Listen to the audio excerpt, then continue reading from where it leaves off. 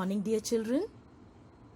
Today we will continue with the lesson Grasslands of the Temperate Zone.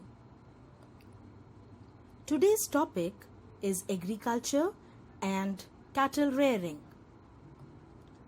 The fertile prairie areas are intensively cultivated. The water from the Mississippi and Missouri rivers and their tributaries make this land perfect for agriculture.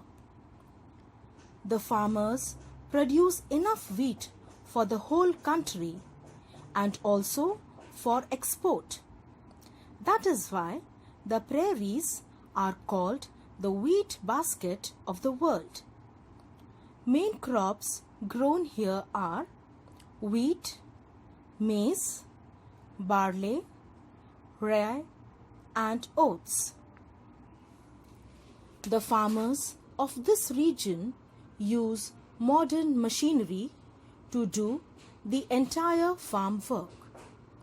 The storing of food grains is also done through machines. Farmers live with their families on the farms. Homesteads are built for the farmers' families and the workers. Since machines do most of the work, the population in the region is thin. Cattle rearing. The land towards the west in prairie is hilly. The soil is less fertile. These areas are mainly used to rear cattle. The large farms where cattle are reared are called ranches.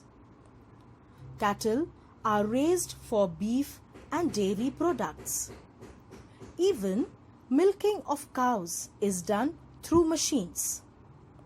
Thus, in prairies, machines have almost replaced manual labor.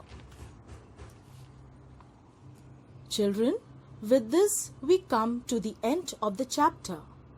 Let us quickly revise all that we have studied in this chapter. Most grasslands are located in the temperate zone. The grasslands of North America are known as the prairies. The prairies have hot summers and cold winters. Prairies are the world's largest farming region.